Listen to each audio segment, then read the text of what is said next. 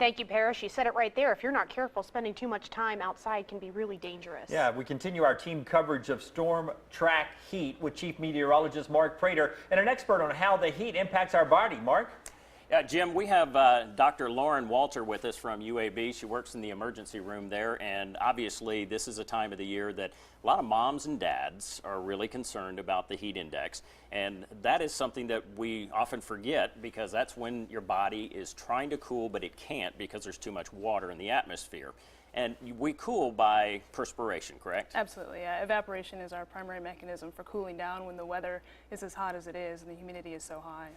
If mom and dad taking kids out to play, whether it's sports, practice, maybe even somebody who's working in the yard, what are some things to look for symptom-wise? So typically, as you're kind of developing a heat-related illness or heat exhaustion, you're going to develop some nausea, potentially even vomiting, fatigue, generalized weakness, some muscle cramping, headache. All of those can be red flags or signs that you may be suffering from a heat-related illness. Okay, there was a discussion we had today about kids who are in pools. Can they get dehydrated while swimming for a long period of time? Absolutely, because they're not taking in any fluids, despite the fact that they're swimming in gallons of it.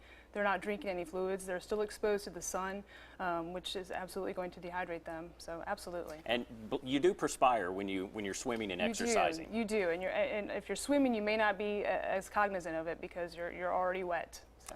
Okay, we are going to get a break from the heat, but we have plenty of summer to go. Let's quickly talk about how many cases are coming in. Is it pretty common this time of year? It is very common this time of year, particularly kids. We see folks who are working outdoors, whether that's a profession or just out with the family working outside. Oftentimes elderly folks who may not have mobility or access to air conditioning. Absolutely, we see them unfortunately quite commonly this time of year. And we have a lot of folks who've been here their entire lives and refuse to get air conditioning and fans, so watch for those symptoms. Absolutely. All right, thank you so much, Dr. Thank Walter. you. And Jamie, we'll toss it back over to you.